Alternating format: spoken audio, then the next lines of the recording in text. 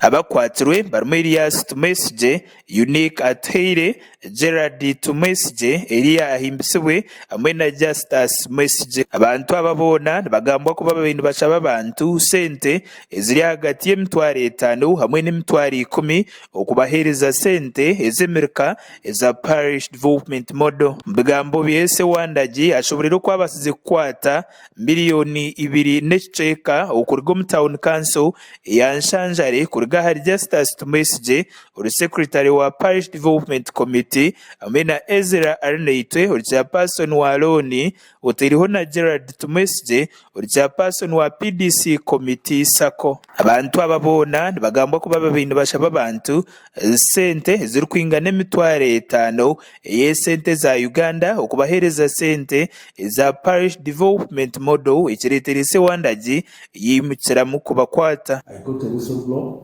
and I had to send my intelligence network down and gathered information that was true. I summoned the committee which came this morning, and after the arrest they agreed, they accepted, and we recovered 2.5.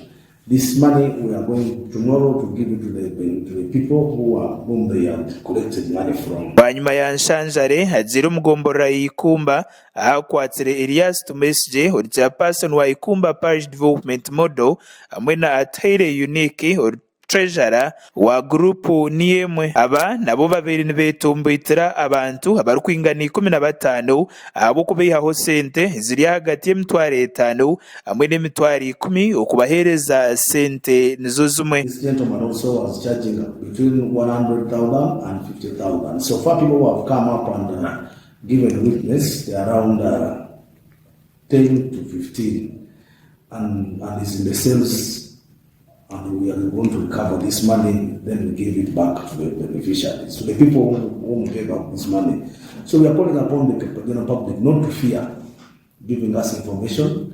They should give us information and we will clean up. Abantu batari bamwe na bamwe abaganyira mu ntekatekeje ya Parish Development Model bomeiza abantu aba bari kugira ngo bakabasha basente ziri hagati y'emitwaro 5 hamwe n'emitwaro 10 okubahereza sente z'Amerika. Ibonga akachiko abantu bana bakanya emitwaro 8 bakaba bamburiza 10 banyaho 8 ubu babarambanje emitwaro 8 gabanza batushaba 15 nguneza kugenda bashwa batuhuza umutwaro nguno go kutwara habipapura urabora bitwara izo zile nizo gumwe n'ecuye umushija kansha imitwaro 15 na mu yahi 10 nawo nkajigeroni ati yari kumbanje 5 no kumurikodinga kamurikodinga. Itekateka ya sente z'Amerika iri kumanywa nka Parish Development Model ikatebwaho government n'ekigenderwa cyo kushagika abantu abari muri miliyoni 3 mu ihango mu abentasiyanse kurebeka ngo babasa kutunga entasya makagabo. Muyembezi w'ihanga akatongoza ntekatekeje mu kwezi kwa 2 umwaka w'2022 mu ntekatekeje burumurika ni gutunga miliyoni Ghana eze sente za Uganda buri mwaka gw'ibye sente.